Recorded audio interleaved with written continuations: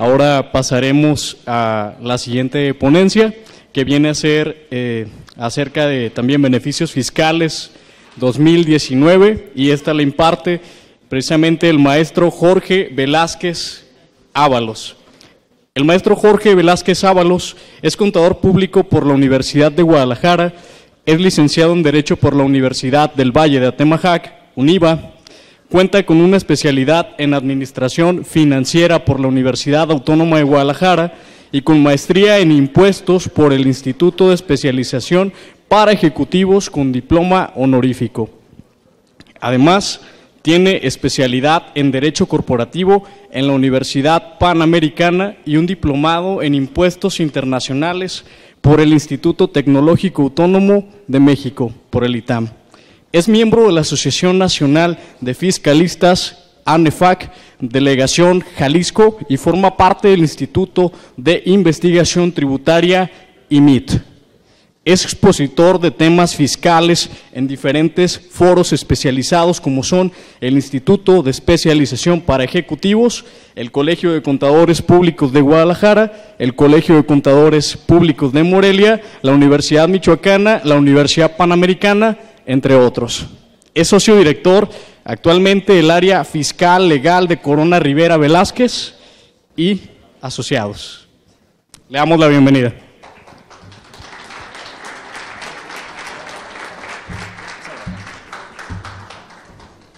Gracias.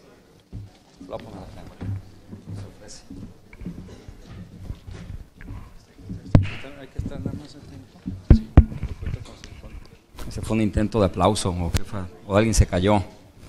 Bueno, buenas tardes. Voy a hablar un poquito acerca del tema de beneficios fiscales que se presentan para el 2019, que bueno, pues sabemos que en este año no se presentan cambios significativos. El nivel de cambios que tenemos es fundamentalmente un poquito en la forma, en el tema de beneficios. Hay también algunas limitaciones en cuanto a la aplicación de los mismos. Nada más que aquí no sé cómo le hago para el material, o me lo aviento a capela. Me espero un poquito y le meto rollo entonces. Tú dime como qué chiste tengo que platicar, de cuánto tiempo para que aparezca el material. Ahí está ya. Bueno, si quieres vamos a la siguiente lámina. La otra más. Bueno, eso es lo que se presenta y que ya conocen del panorama de beneficios para el 2019, que aparece pues siempre a nivel de ley de ingresos. No hay realmente cambios significativos, hay acotado en cuanto a la aplicación. Tenemos el que se refiere a la fracción primera, el estímulo por consumo de diésel para el sector empresarial. Para el sector empresarial, dice la disposición que excepto vehículos, ¿no? Entonces aquí decimos, oye, ¿y qué se entiende por un vehículo? No es realmente una definición de lo que es un vehículo. Habrá que remitirnos a buscar esa definición y nos encontramos con que el concepto de vehículo es cualquier automotor que tiene llantitas o llantotas para transportarse, ¿no? Eso implicaría que entonces, con base a esta fracción primera, no podríamos, por ejemplo, aplicar el beneficio en lo que sería, digamos, tractores, o trascabos, motocultores. Ese tipo de maquinaria técnicamente conforme con la fracción primera no podría quedar contemplada. Sin embargo, luego el SAT afortunadamente emite una regla de resolución miscelánea en la cual dice, no hay ningún problema, lo puedes llegar a aplicar. De hecho, lo vamos a catalogar bajo el concepto de maquinaria de bajo perfil o de baja velocidad. Si bien esa regla es del 2018, habrá que tomar en cuenta que la miscelánea de 2018 está prorrogada para el 2019, no ha aparecido la 2019, de hecho en la tercera adecuación de la miscelánea dice sigue trabajando con la que corresponde al 2018 hasta que tenga tiempo para sacar 2019. Por lo pronto entonces esa regla está vigente y aplicable. Eso implicaría que entonces ese estímulo se abre ya más para lo que sería, por ejemplo, constructoras o cualquier empresa que llegue a utilizar maquinaria y esa maquinaria utiliza el diésel como combustible, ¿no? Nada más que aquí la ley, si ustedes checan ahí el tablerito, los estímulos, en algunos llega a decir que es un ingreso acumulable o que no es un ingreso acumulable. De hecho, casi en la mayor parte de todos los estímulos que están contemplados ahí, que no son muchos, dice que no es un ingreso acumulable. Y solamente hay uno que expresamente dice la ley que sí es un ingreso acumulable, que es el estímulo por casetas. Sin embargo, por lo que respecta al estímulo por consumo de diésel, no dice si es un ingreso acumulable o no es acumulable. Simple y sencillamente ahí nunca han dicho nada si es un ingreso acumulable o no lo es. Entonces, los que llegamos a aplicar este beneficio, pues tenemos esa interrogante si la aplicación de este beneficio debe ser o no catalogada como un estímulo, o mejor dicho, como un ingreso acumulable. Porque si es un ingreso acumulable, pues también automáticamente entraría en base a la PTU, y pues yo no creo que nos sintamos muy cómodos en pagar la PTU sobre un beneficio fiscal. Pero tomando en cuenta que la base de la PTU es la misma que la base del ISR, pues técnicamente tendríamos que pagar también PTU si lo consideramos como un ingreso acumulable. Entonces tenemos ahí la disyuntiva: cuando aplico el estímulo, ¿lo considero o no como un ingreso acumulable? Este asunto no es nuevo, es un asunto que ya tiene algo de tiempo. De hecho, se ha ido a los tribunales. El tribunal ha emitido 3 o 4 sentencias en las cuales, en todas ellas, señala que la aplicación del estímulo por consumo de diésel no debe ser un ingreso acumulable, porque si lo llegamos a acumular, pues haría nugatorio el beneficio, ¿no? Y yo le digo, pues es como si te llegan a invitar a una fiesta y te dicen, oye, vamos a una fiesta, tengo un pachangón este fin de semana, ¿quieres ir? Sí, vamos, va a haber edecanes y todo lo demás. Hombre, excelente, qué bueno que vayas. ¿Por qué no te llevas unas botellitas de whisky, una de bucana, una carnita asada?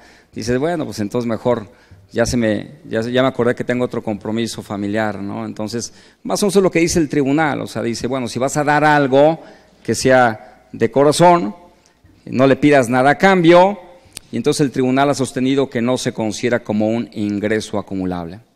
De hecho, habrá que decir también que había expresamente un criterio normativo por parte del SAT, en el cual decía que la aplicación del estímulo era un ingreso acumulable porque cualquier incremento en el patrimonio debe ser catalogado como un ingreso fiscal, salvo que expresamente la norma te diga que no lo vas a considerar como un ingreso. Ese criterio normativo estuvo prácticamente vigente como hasta el 2014, luego lo eliminan y de hecho el Colegio de Contadores hizo la consulta al SAT vía síndicos y le dice, oye, ¿qué pasa entonces con la aplicación del estímulo por consumo de diésel? ¿Es o no un ingreso acumulable? Y dice el SAT, no es un ingreso acumulable, tan es así que había un criterio que decía que sí era un ingreso acumulable y lo quité justamente para ello. Entonces ese criterio que nos da el SAT es que la aplicación del estímulo no debe ser catalogado como un ingreso acumulable. Sería evidentemente deseable, en todo caso, que en la propia ley de ingresos lo plasmaran eso con claridad, que te digan que no es un ingreso acumulable. Y luego dicen algunos, oye, está bien, no lo voy a acumular, pero entonces si aplico el estímulo, ¿voy a poder deducir el 100% de la factura? Haz de cuenta que yo, por ejemplo, pago por concepto de diésel en el año, no sé, 1 millón de pesos o 10 millones. Yo tengo el caso de empresas que andan pagando cerca de 50, 100 millones. Oye, y si voy a aplicar de esa parte del diésel, aplico una parte como estímulo, que habrá que tomar en consideración que de cada factura que estamos llegando a pagar, técnicamente, conforme con lo que marca ley, casi una tercera parte representa IEPS. Más o menos, poquito menos, pero por ahí va a andar, ¿no? Oye, y si aplico el estímulo y no es un ingreso acumulable, ¿voy a poder deducir el 100% de la factura?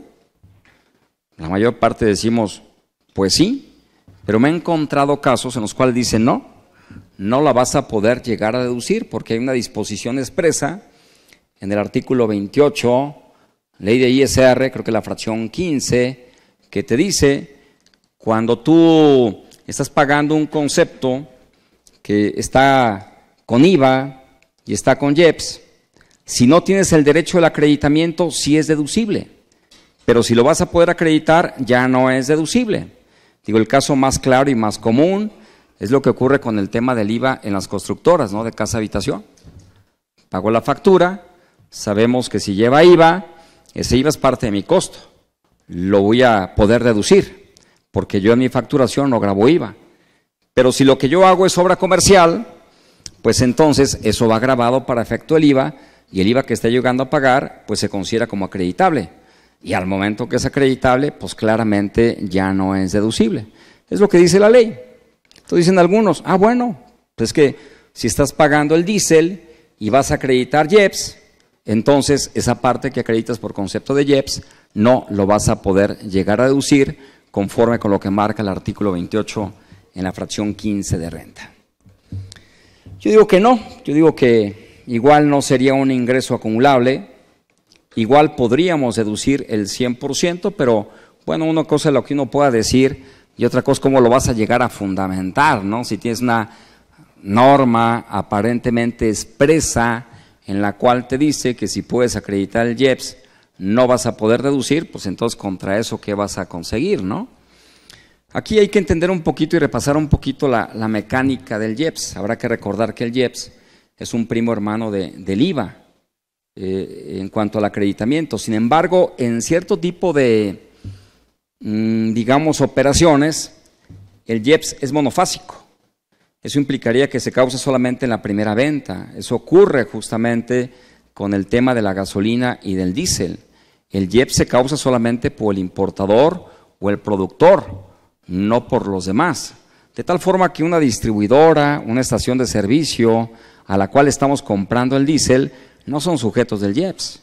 Y entonces la ley te dice, el IEPS que te trasladen. Entonces cuando yo llego a comprar ese diésel en alguna estación de servicio o en un distribuidor, nunca me trasladan IEPS, porque en este caso el único sujeto es Petróleos Mexicanos y evidentemente de ahí para las siguientes operaciones ya no implica la causación de ese IEPS, ¿no?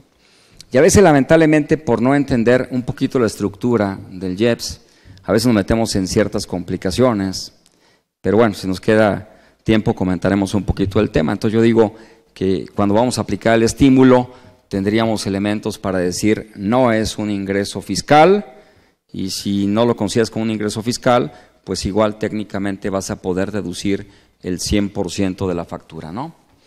Esta segunda lámina te dice que si tú, por ejemplo, ves ahí el mapeo de los estímulos y vas a poder aplicar varios, te dice no seas goloso, aplica nomás de a uno, ¿verdad? Si vas a, por ejemplo, aplicar el estímulo por consumo de diésel, ya no podrías aplicar los demás, porque curiosamente lo que es, por ejemplo, el tema de la PTU, que la puedo aplicar contra pago provisional, está contemplado como estímulo. Eso implicaría que si yo estoy ya restando la PTU pagada contra pago provisional, ya no podría aplicar el estímulo por consumo de diésel. Dice uno, pero ¿cómo puede ser posible que la PTU pagada esté contemplada como estímulo? Bueno, sí, habrá que tomar en cuenta que conforme con lo que maneja la ley del ISR, solamente permite restar la PTU pagada a nivel de resultado del ejercicio, no a nivel de pagos provisionales. Por eso lo incluyen como un estímulo fiscal, pero entonces tenemos que decidir si vas a aplicar el beneficio de restar PTU pagada o en su caso vas a aplicar el beneficio del acreditamiento del IEPS por consumo del diésel, ¿no? Eso es lo que dice esa lámina. Solamente hay dos estímulos que los puede llegar a aplicar juntos, lo que es, por ejemplo, casetas, el estímulo por casetas y el estímulo por diésel. Eso sí los puedes aplicar los dos.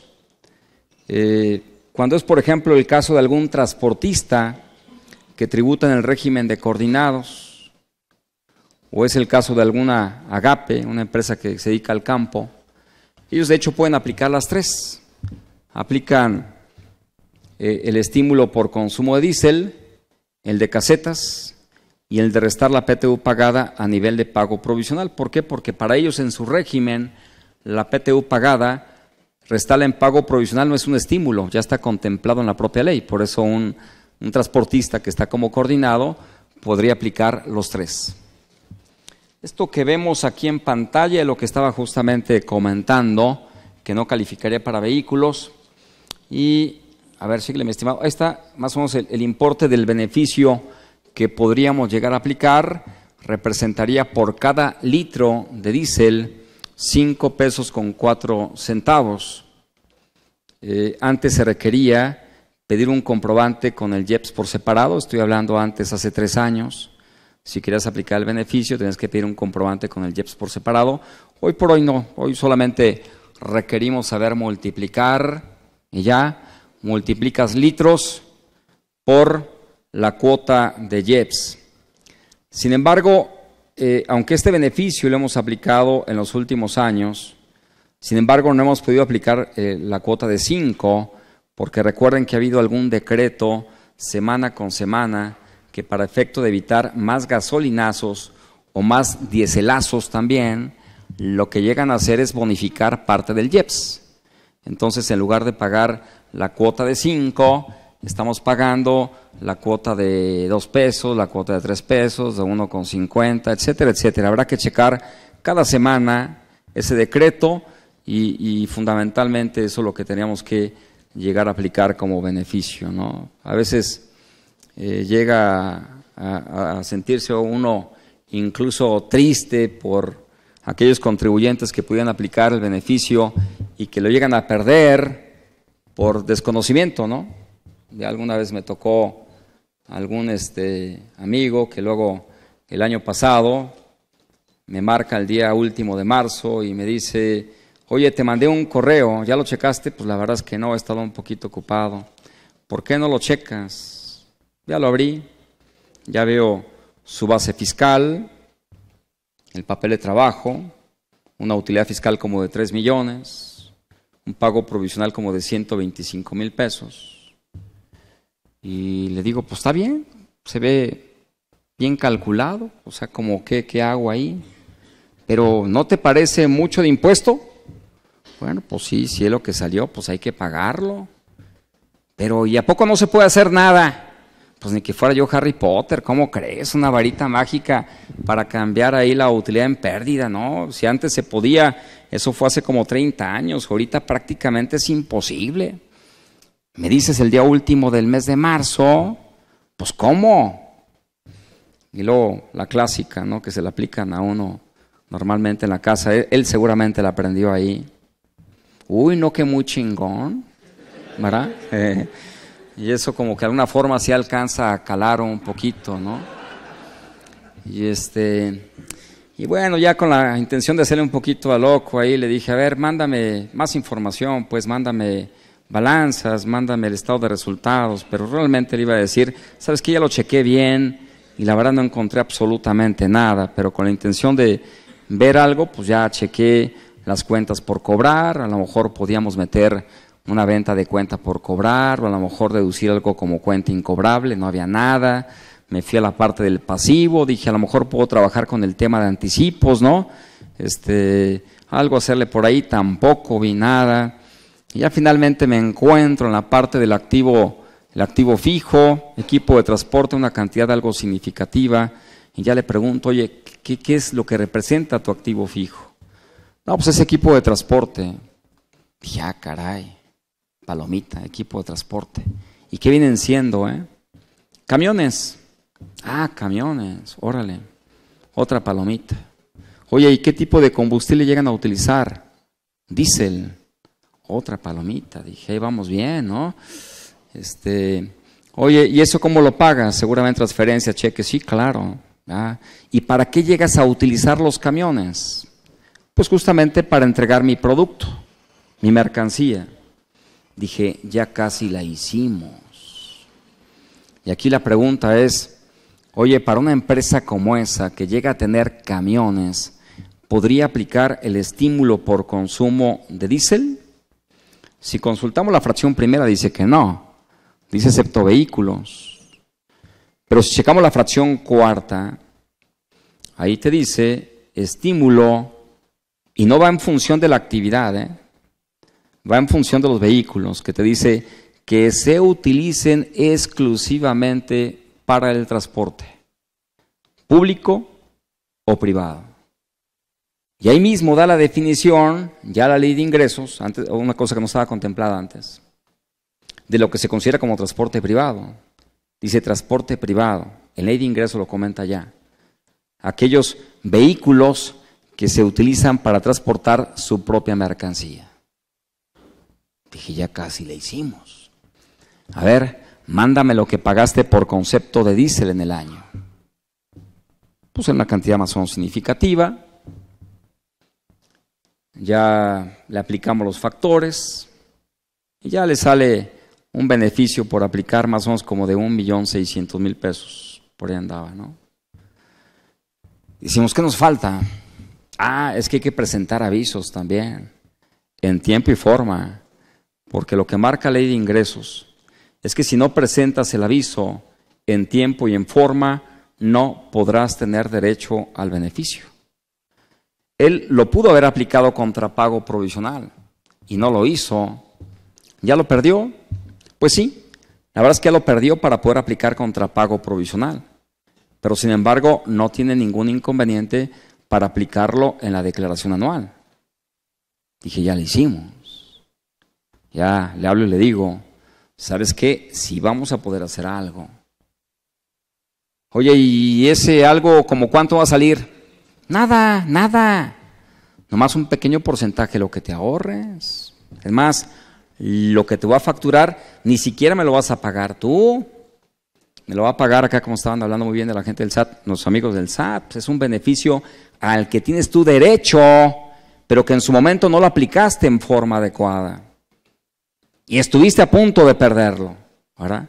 Ya evidentemente para el 2018 ya lo aplicamos contra pagos provisionales. Entonces nos encontramos en la práctica empresas, contribuyentes que pueden llegar a aplicar el estímulo y que por falta de conocimiento no lo llegan a aplicar. Y aquí sí hay que ser oportunos, porque si no lo aplican en tiempo y forma, están completamente fuera. Daba una plática allá en Culiacán para el sector agropecuario. Y evidentemente pues es un tema obligado hablar de los estímulos. Digo, a ver, levante la mano los que están aplicando el estímulo por consumo de diésel en el sector agropecuario. Pues todos, obviamente. Ya, levante la mano, por favor, los que presentan aviso para la aplicación del estímulo. Ninguno. ¿Cómo? A ver, ¿cómo? ¿No han presentado ningún aviso para poder acreditarse el beneficio? No, pues ¿cuál aviso? Es más, toda la vida hemos aplicado el estímulo y jamás hemos presentado ningún aviso. Y el SAT nunca nos ha dicho absolutamente nada. Digo, pues a lo mejor tiene que ver que estén aquí en Culiacán y que la mayor parte se apelliden Guzmán, ¿verdad? A lo mejor eso tiene que ver, pero en sentido de librito, no presentan el aviso en la forma y en el tiempo que te marcan, no puedes llegar a aplicar el beneficio. Oye, pero es que ya chequé la ley de ingresos y nunca me llega a decir que presente ningún aviso. No, tiene razón, no dice ahí.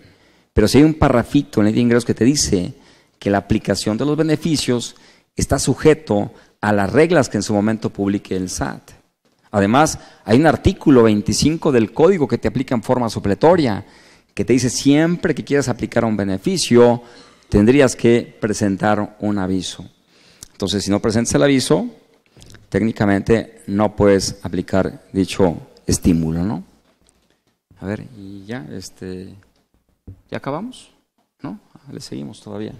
Bueno, ahí está. Esa es la fracción primera.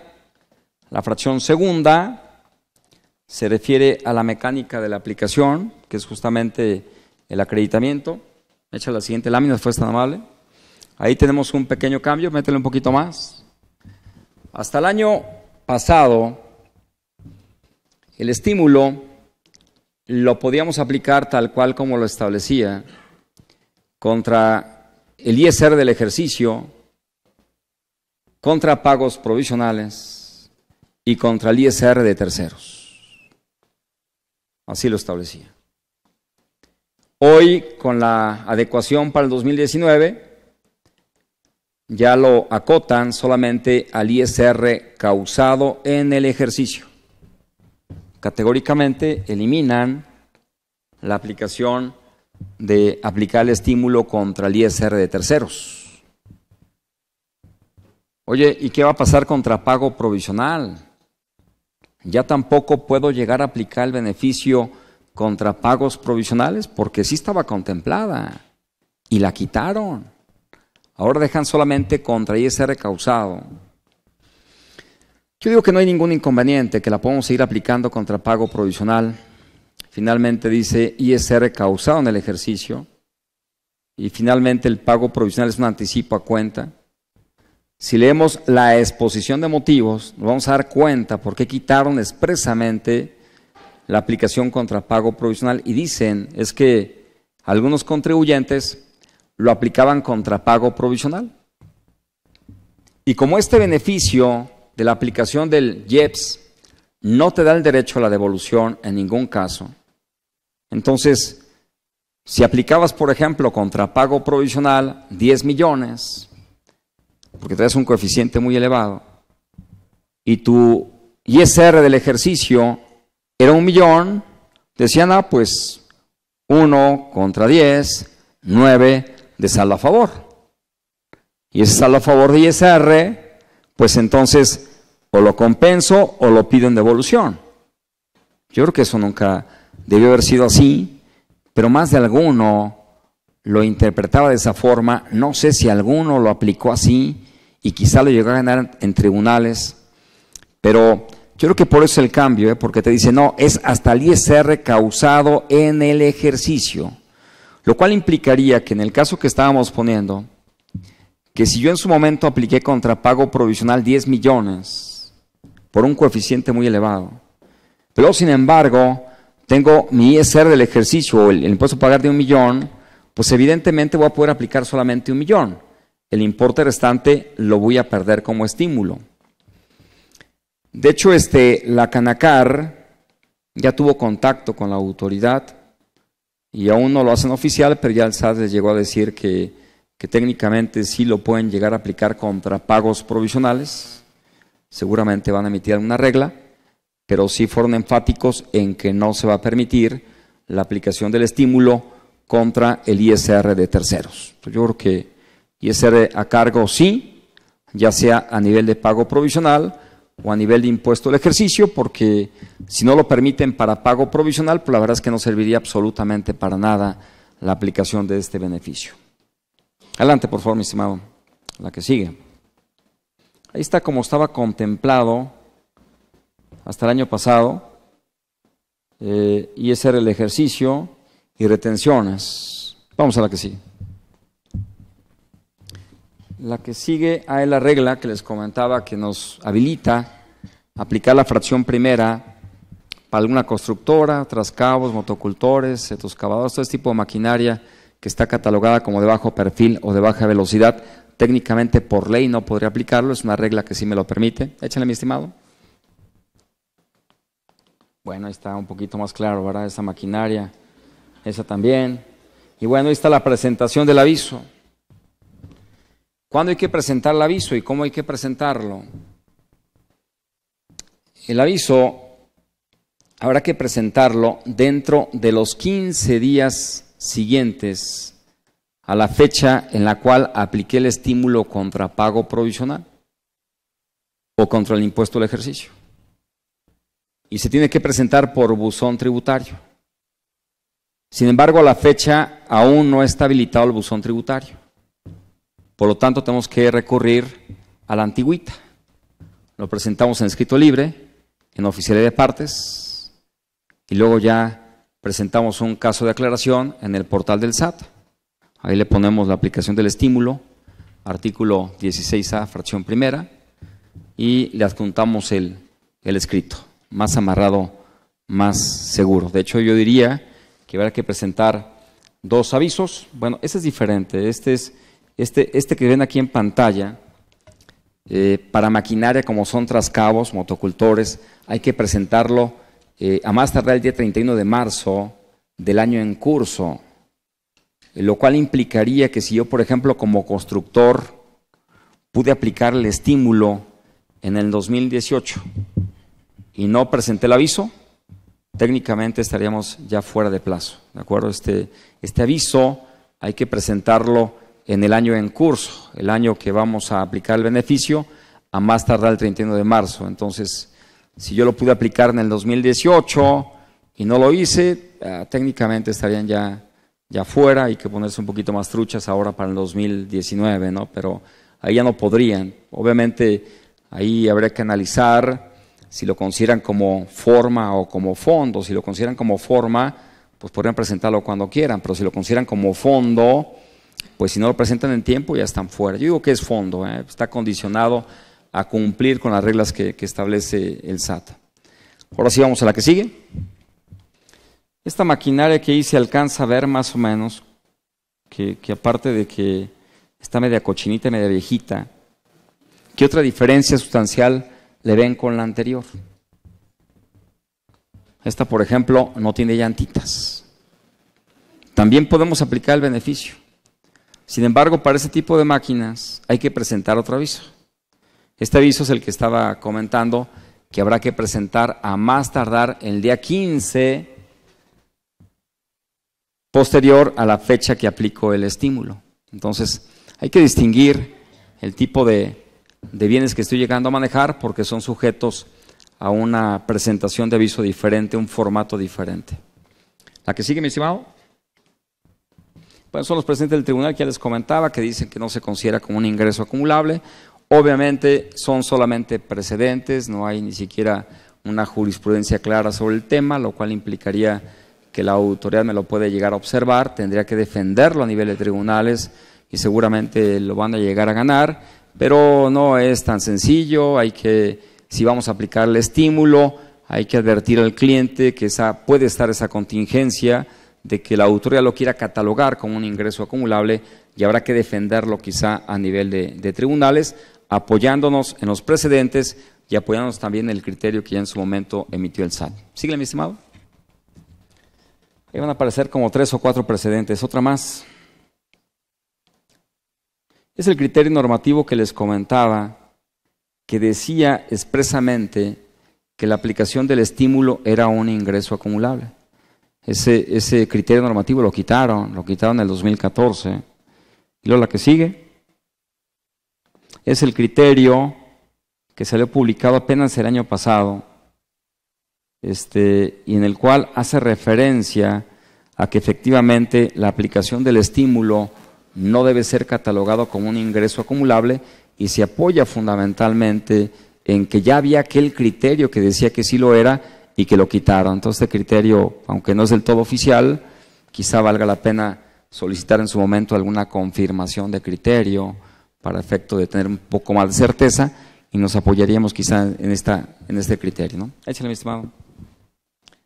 Ese es el que le aplicaría al sector agropecuario. El sector agropecuario también tiene la aplicación del beneficio, nomás que ellos aplican un poquito diferente.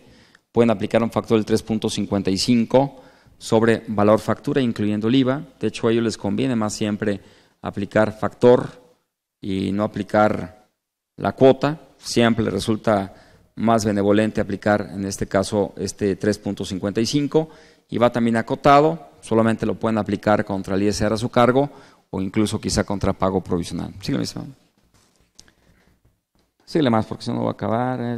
Está incluso que pueden pedir devolución. Es el único que sí podría, ahí está la diferencia, ¿no? No podemos aplicar ya contra el ISR de terceros.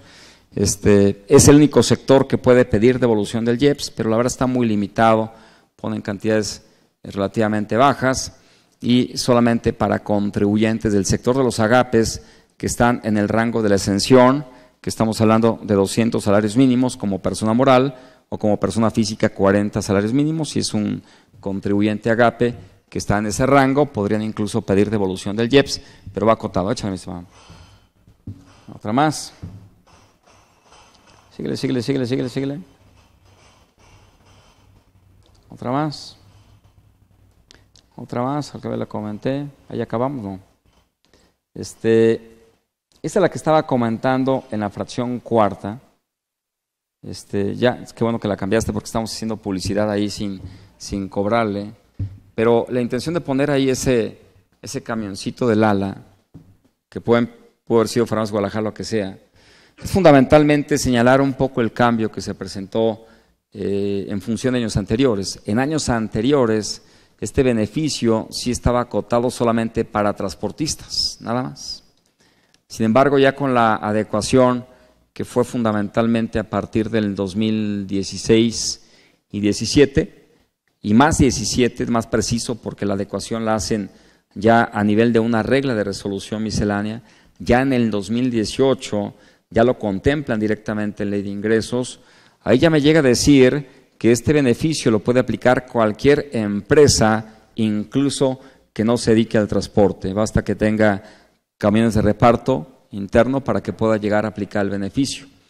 Cosa que es un poquito paradójica porque cuando observamos esta disposición, dice, oye, este beneficio, más te recuerdo, no lo vas a poder aplicar si le brindas preponderantemente el servicio a empresas que sean partes relacionadas. A ver, ¿cómo? Pues sí, están pensando fundamentalmente en un transportista, que era digamos, una planeación clásica, ¿no?, que hacíamos en la práctica. Nos convenía más sacar los camiones de la empresa y mandarlos a una transportista para aplicar beneficios en cuanto a estímulos y facilidades de comprobación. Esa fue una planeación muy común, era lo más conveniente tener los camiones fuera de la empresa. Sin embargo, el fisco se incomoda con el asunto y ya empieza a poner limitaciones. Una de ellas es esta. Dice, oye, si le brindas el servicio, en este caso de flete, preponderantemente a una empresa de grupo, no vas a poder aplicar el estímulo por consumo de diésel. O sea, hoy por hoy me convendría entonces mejor reestructurarme, mejor dejar los camiones directamente a la empresa y no tener una transportista, o a lo mejor en lugar de ello le rento los camiones, ¿no? En lugar de flete, le hago una renta. Y si le cobro por renta, en lugar de flete, pues sí puedo aplicar el beneficio. Pero quien lo va a aplicar va a ser, en este caso, el arrendatario, no el arrendador. Entonces esto hay que pensarlo porque, digo, si la aplicación del estímulo puede ser una cantidad significativa, hay que tomarlo en cuenta y quizá valga la pena pensar en alguna reestructuración corporativa o cambiar el porcentaje accionario o cambiar el representante legal o cambiarla incluso de domicilio, porque si es parte relacionada van a perder prácticamente casi cualquier beneficio fiscal que podrían llegar a aplicar. Síguele, mi estimado. Otra más.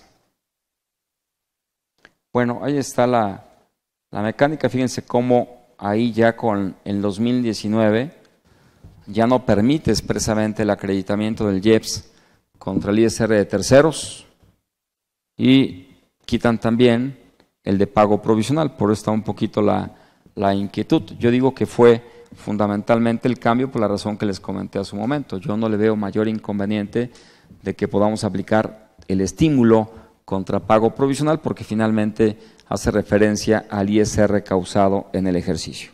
¿La que sigue? Otra más, mi estimado. Es la aplicación del aviso, la presentación del aviso.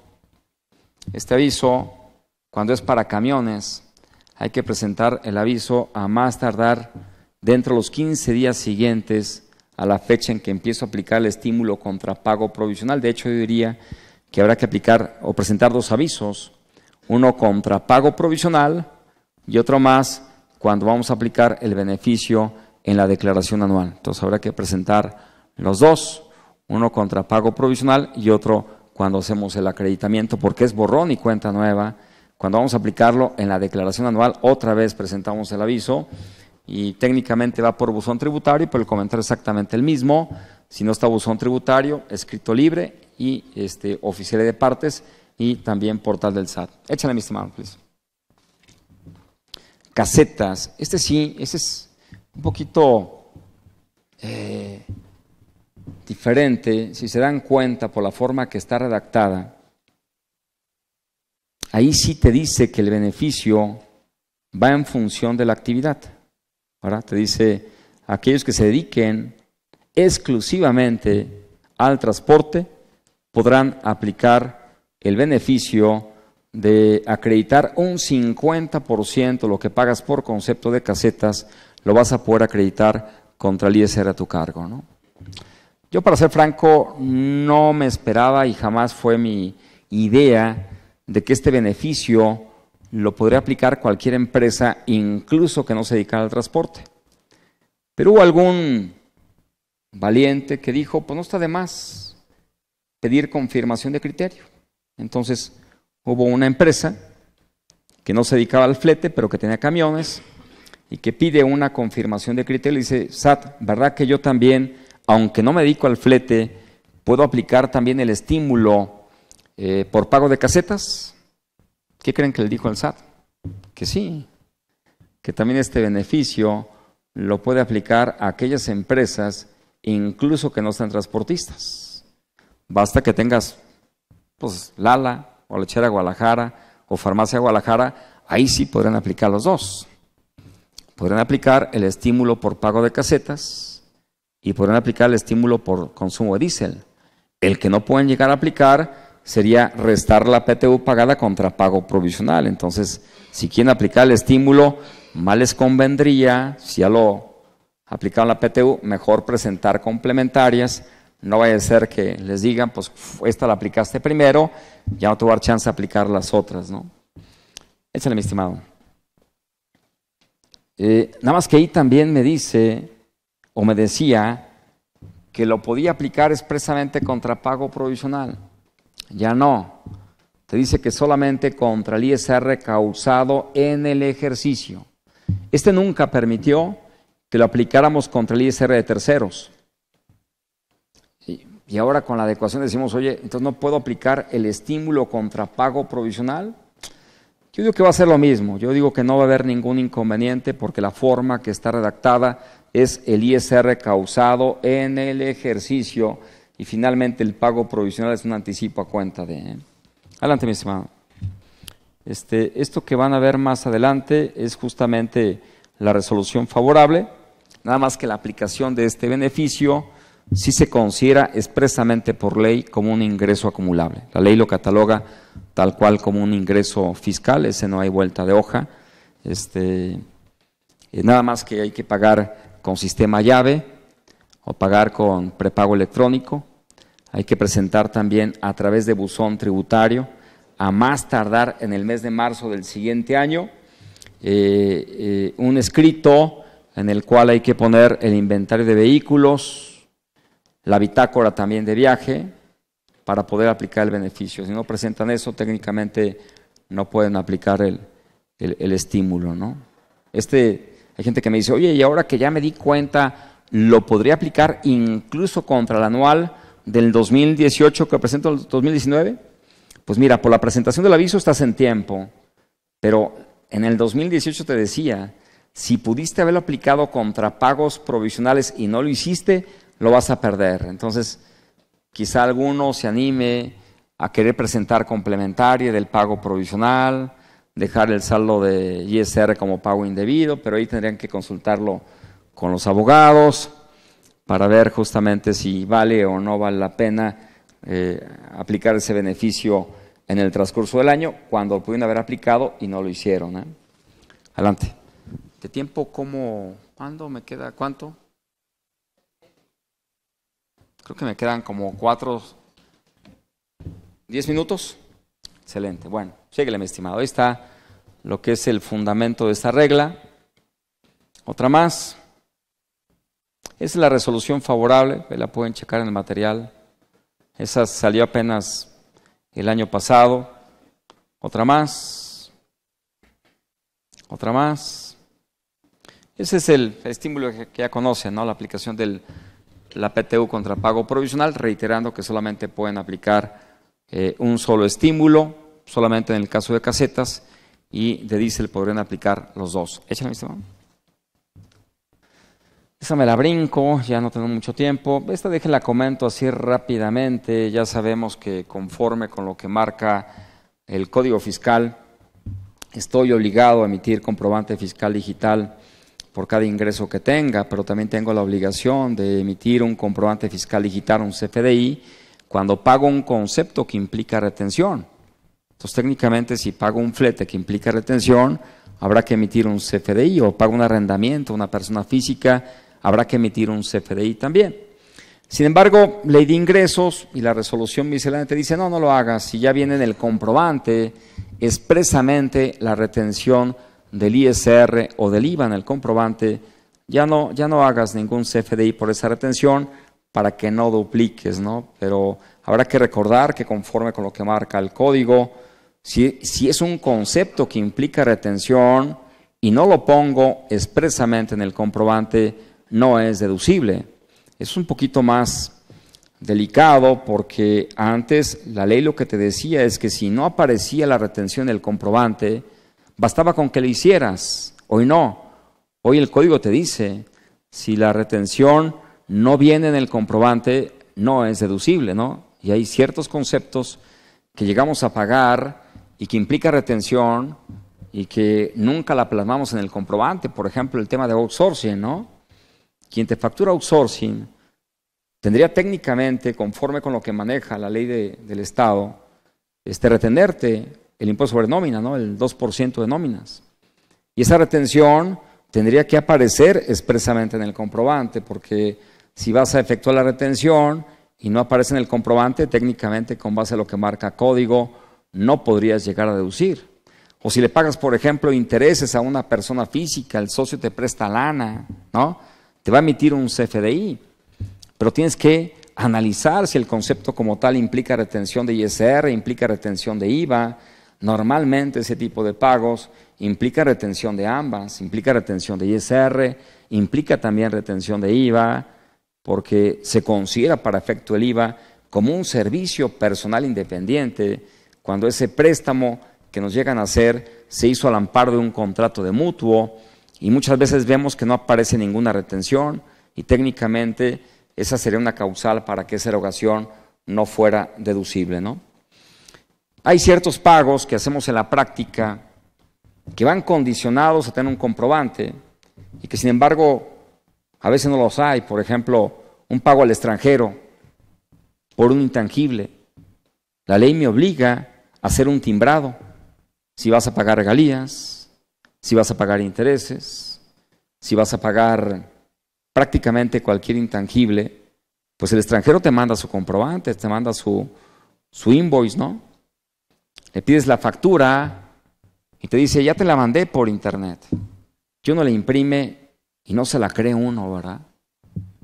Es una facturita muy simple, la revisa uno por todos lados, a contraluz, al reverso, por el canto.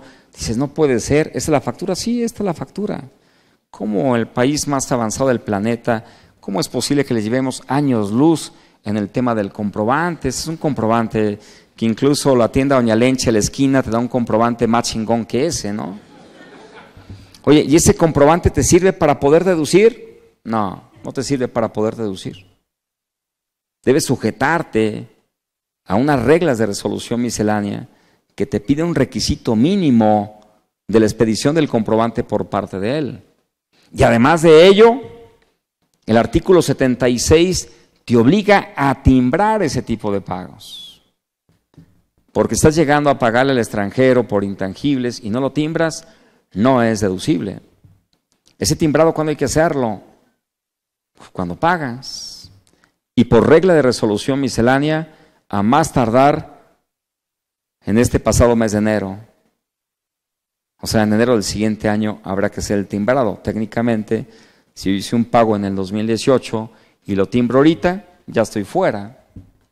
Además de ello, ese montón de pagos normalmente causan IVA. Y es un IVA virtual. Se causa y se acredita, pero hay que reportarlo en la DIP. En declaración de pagos hay que reportarlo, en tu balanza también. Porque de otra forma te pueden multar. Fue reforma del 2017.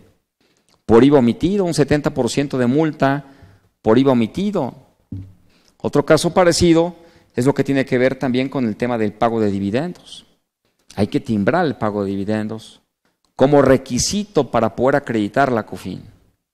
Podemos en la empresa estar cargadísimos de CUFIN, pero si no timbro el dividendo, no puedo acreditar la COFIN. Oye, ¿y qué plazo tengo para timbrar ese dividendo? Pues técnicamente la misma. Cuando pagas el dividendo o a más tardar en el mes de enero del siguiente año. Afortunadamente apareció un precedente del tribunal reciente en el cual dice, mira, específicamente para el tema del dividendo no es una condición para poder acreditar la COFIN que lo timbres justamente en el ejercicio. Es decir, yo puedo, por ejemplo, ahora en el 2019, subsanar un timbrado que en su momento no hice de un dividendo del 2016 o 2015, porque esta fue reforma 2014. Yo podría quizá timbrarlo ahorita y técnicamente no tengo ningún inconveniente siempre y cuando no esté sujeto a una facultad de comprobación. Es un precedente reciente de un juicio que llevó por ahí la PRODECON, que me parece bastante atinado la forma que se resuelve ahí, porque efectivamente en ninguna parte la ley condiciona que el timbrado te va a estar justamente en la presentación del anual, ¿no? Yo aquí lo que recomendaría, no timbras en su momento, timbra y presenta complementaria, ya con el timbrado, ¿no? Pero bueno, hay un montón de temas. Parece, 5 minutos todavía me quedan. Échenle toda la siguiente lámina. Igual ocurre con el tema de venta de acciones. Cuando llego a vender acciones, antes no se timbraban, solamente se endosaban. Ya a partir del 2014, cualquier venta de un paquete accionario habrá que timbrarlo. No se diga cuando quien vende es persona moral. Si quien vende es persona física, normalmente no se emitía ningún comprobante. Hay que hacerlo. Es una obligación conforme con lo que marca la ley. De hecho, no hay un complemento para ello, es decir, no hay un comprobante especial para ello. Hay que hacer un comprobante convencional. De otra forma, si no timbro esa venta de acciones, el adquirente no va a traer costo fiscal conforme con lo que establece la ley, ¿no? Y les sigo, ya no, ¿verdad? Bueno, no sé si hay alguna pregunta sobre este pequeño tema de los beneficios. Bueno, hay más, pero bueno, ya por tiempo no se alcanzan a comentar. No sé si hay alguna pregunta acerca de los temas que llegué a abordar, y si no, pues ya cedo el micrófono. A ver si hay alguna pregunta, levante la mano, y si no, pues yo ya me bajo. No, bueno, pues sí, ¿para qué me quedo aquí arriba? No hay preguntas, pero todavía me queda tiempo. Bueno, entonces déjenme rellenar, porque luego no me sellan el ticket. A ver, esa no. A ver, otra más.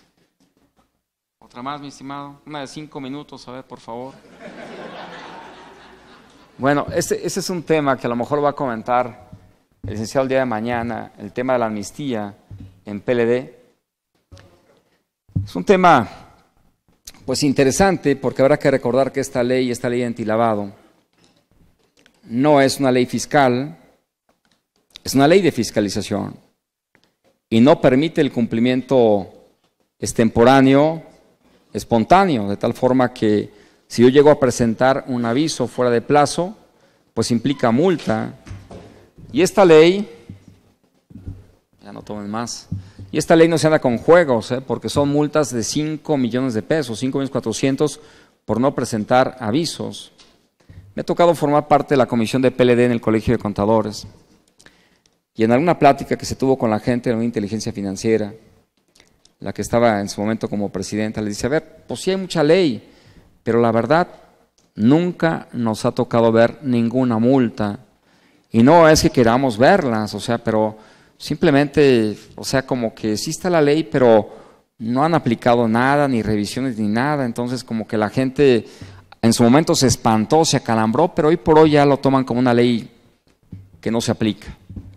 La gente la oí y dijo, tienen razón, para empezar somos poca gente, segundo vamos por partes, estamos ahorita revisando casinos, pero ya les llegará su momento, decía, ¿no? Y bueno, habrá que recordar que México fue sujeto de la 4ª revisión por parte de la GAFI, y nos reprobaron. Nos dicen, pues sí, México, tu regulación está bien, pero no sancionas. Y si no sancionas, pues la verdad es que nadie cumple. Entonces, eso provocó que el año anterior tuviéramos casos de multas tremendas, ¿no? Arrendadores, un arrendador con una multa de 80 millones, una iglesia con una multa de 18 millones, un agente inmobiliario con una multa de 44 millones. Esa de la iglesia, pues el cura casi los excomulga. ¿Cómo 18 millones, no? Bueno, pues, querían que la aplicara, pues ahí está, ¿no? Entonces Prodecon y Colegio de Contadores levantan la mano, sacan la bandera blanca y dicen, no manches, pues avísanos, ¿no? O sea, ¿cómo semejantes multas? Es terrible, impagables. Por eso es justificado que aparece este tema de la amnistía en materia de PLD. Si bien no hay amnistía fiscal, tenemos amnistía en materia de PLD. Y me está diciendo, bueno, te voy a dar chance de que te autocorrijas. No han aparecido aún las reglas. Vamos a esperar a que salgan.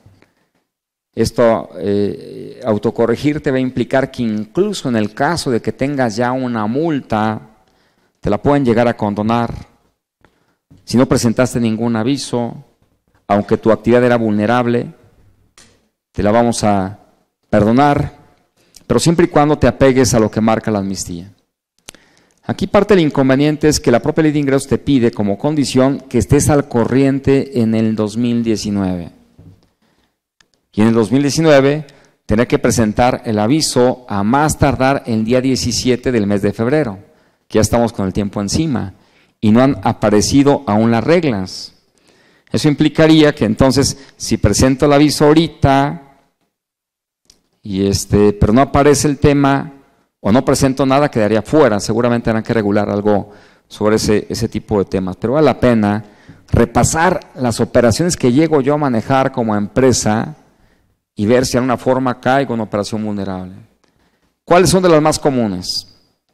Préstamos, ¿no? El manejo de préstamos de manera habitual o profesional. ¿A partir de qué monto? A partir de $1. Ya se cataloga el préstamo como una operación vulnerable. Y hay que presentar aviso cuando el acumulado en 6 meses llega a un rango de 150 pesos, 150,000 pesos.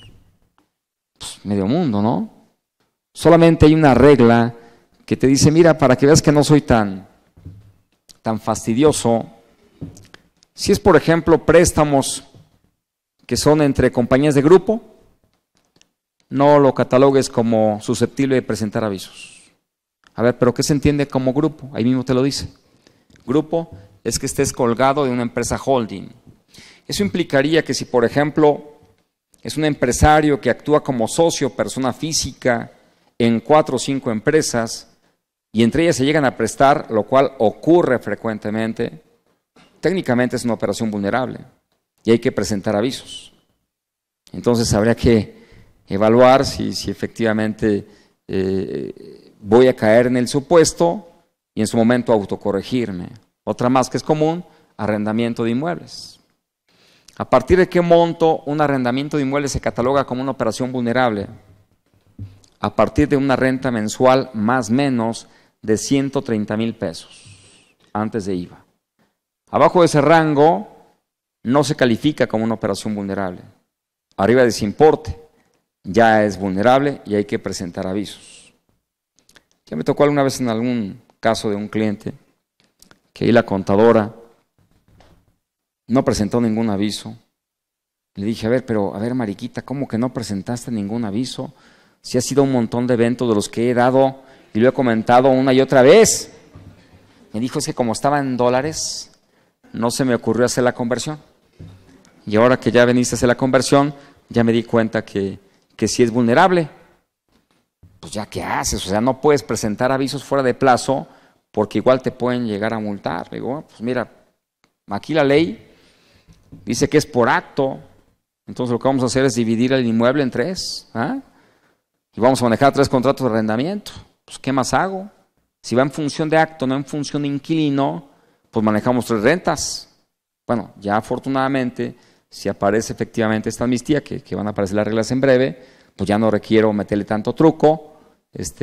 Ahí nos dan chance de autocorregirnos y presentar el montón de avisos y a partir de aquí ya portarnos bien.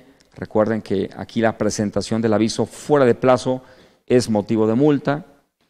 La presentación del aviso fuera de los 30 días ya se considera la multa por omisión y la multa por omisión es de 5.400.000 pesos por no presentar un solo aviso, ¿no? Entonces está brutal, y ahora sí creo que ya hasta aquí le dejamos. Yo creo que ya me gané ¿no? Más o menos, yo creo que ya me la gané. Bueno, pues muchas gracias por la invitación, otra vez muy agradecido por permitirme participar en este foro de tanta gente tan brillante. Ya no hay tiempo de preguntas, pero bueno, échale, mi estimado. No, preguntas adelante, no piensen que vamos a tosigar así como que, ya, muchas gracias, maestro. Hola, buenas tardes. Gabriel Palacios de Aceros Murillo. En estos arrendamientos que mencionaba, dijo la suma de 130,000 pesos. ¿Es por arrendamiento o puedo tener diversos inmuebles que cuantifiquen esa cantidad o más? Sí, técnicamente es por bien, ¿no? Tú puedes tener, por ejemplo, un edificio de departamentos que a lo mejor cobras de renta 20,000 pesos mensuales y te va a representar a lo mejor al mes 400,000 pesos, ¿no? No se cataloga como una operación vulnerable, es por acto. Es por acto, es por el bien y es incluso, digamos así, por contrato. De hecho, hay gente que me dice, no, es que va en función de inquilinos. No, eso aplica sí cuando es, por ejemplo, la limitación de cobrar o pagar en efectivo. Ahí sí suma, pero en lo que es la presentación de aviso no suma. Bien. ¿Iban a preguntar algo más? A ver, échale, mi estimado, yo la replico, a lo mejor te alcanzo a escuchar. En el tema de la acumulación y en el tema de cuando te pagan por adelantado las rentas. Te dicen que van a... Bueno, la ley te dice que solo se va a catalogar aquellas operaciones que rebasen el umbral de identificación. Sí, ahí tomas en cuenta el artículo 31 del reglamento de esta ley, en la cual te dice que si te pagan, por ejemplo, la renta adelantada de todo un año, vas a recibir a lo mejor 1,000,000 de pesos, lo divides entre los meses y vas a tomar el importe que corresponda a cada mes. Entonces, aunque reciba la cantidad acumulada, no se cataloga como una operación vulnerable. Obviamente el aviso lo vas a llegar a presentar al flujo, porque todo lo que es ley antilavado se presentan a flujos, indebidamente, porque la ley marca en cierto caso flujo y en cierto caso devengado, pero el criterio que sacó la Unidad de Inteligencia Financiera es que todo va a flujo. Ok, ahora supongamos, me pagan todo el año, lo divido cada mes, me marca 140,000 pesos mensual. En el tema de la presentación de avisos dice que tiene que ser en un periodo de 6 meses. ¿Cómo presentaría yo ese aviso? ¿Me tendría que esperar 6 meses, presento un aviso y posteriormente esperarme los otros 6 meses? No, recuerda que todo va al flujo. De hecho, fue una duda que se presentó mucho cuando arrancó esta ley, que fue en el 2013, ¿no? En el 2013, los primeros eventos que dábamos, yo era del criterio que en el caso de arrendamiento ya se catalogaba como una operación vulnerable, una renta mensual de 35,000 pesos, porque en el acumulado llegabas al rango. El rango ahorita de presentar avisos son 260 más o menos, ¿no? Entonces, si le sumas, en aquel entonces llegabas al acumulado, ¿no? Yo, de hecho, di de alta a una gran cantidad de arrendadores como una operación vulnerable. Al poco tiempo aparece un criterio por parte de la UIF y aparece el artículo 7 reglamentario que dice, no, los que vas a sumar, identificar, son solamente aquellos cuya renta mensual rebase, no me acuerdo, la cantidad está referida en UDIs, pero hablando en términos de peso, ahorita, de 130,000 pesos. Esos son los que van a identificar y a sumar. Entonces puede ser que tengas una renta de 100,000. Técnicamente en el acumulado, claro que llegas al rango de 260, pero si es abajo de 130 no suma, no lo tomas en cuenta, no califica como una operación vulnerable. Eso lo puedes consultar, artículo 7 del reglamento de la ley antilavado, y lo puedes consultar en un criterio que emitió también la Unidad de Inteligencia Financiera, ¿no? Eso es muy claro, esa parte. Okay.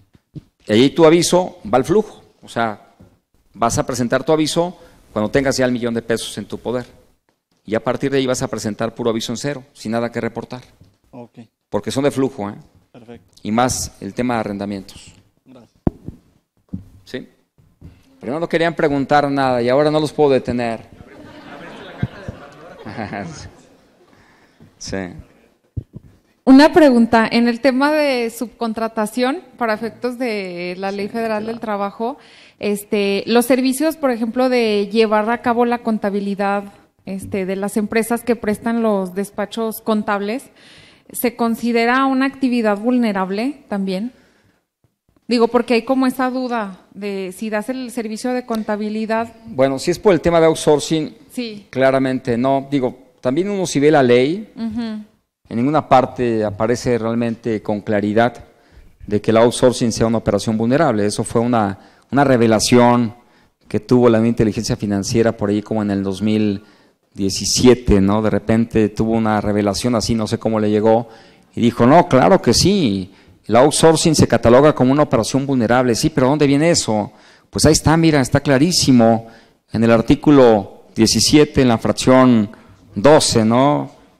Fracción 11, ¿no? Inciso B, que el manejo de recursos. Valores. Y es un recurso humano, dices, ah, caray, pues te voy a creer porque tú eres más inteligente que yo, pues por eso te llamas unidad de inteligencia financiera. Pero que claramente esté establecido ahí ese tema, la verdad es que no. Pero ante semejantes multas, la verdad es que mejor doblamos un poquito las manos y consentimos. Pero eso que tú me comentas, realmente no estaría catalogado como un tema de outsourcing, si lo que facturas no es propiamente personal. Lo que sí te podría llegar a obligar sería quizá el manejo de cuenta bancaria. Si manejas la cuenta bancaria de un cliente tuyo, eso se cataloga como una operación vulnerable, que es algo que nadie presenta avisos. Ojalá que no hagan redadas sobre ese tema, pero técnicamente si manejas una cuenta bancaria de un tercero y no eres trabajador, se cataloga como una operación vulnerable. Ah, ok. Entonces, en este caso, pues, no aplicaría, ¿verdad? No aplicaría. Sale. Bueno, Aplicaría. gracias. Para servirte. Y ahora sí ya, ¿verdad? Bueno. Bueno, otra vez muchas gracias, un placer. Jorge, muchas gracias, de verdad. Muchas gracias. Le pongo el suyo. Agárrame. Bien, primeramente quiero agradecer en lo personal, en nombre de mi esposa, a Jorge. Con el maestro Jorge, pues ya 12 años más o menos de conocernos. Siempre claro, sí, yo tenía cabello en aquel entonces, pocas canas. Pero la verdad, Jorge siempre me sorprende por una elocuencia y una exactitud cuando vas diciendo las cosas y la manera de reflexionar de una manera prudente, porque ya de repente la agresividad, ya sabemos, nos puede generar dolores de cabeza. Claro. Y pues mi admiración personal, Jorge. No, un placer. De verdad. Muy halagado. Todo el tiempo por las invitaciones, muchas gracias. Gracias. Bueno, entonces pasamos a, nomás, súbelo con cuidado que no se te va a quebrar, Consejero Empresarial, la Revista Mexicana de Asesoría Integral Corporativa, otorga el presente reconocimiento al maestro Jorge Velázquez Ábalos por su constante colaboración en el desarrollo del fomento de una cultura empresarial sana. Vale, muchas gracias. Un aplauso para el maestro. Gracias. La vida. Ya me lo llevo, ¿verdad? ¿Está bien?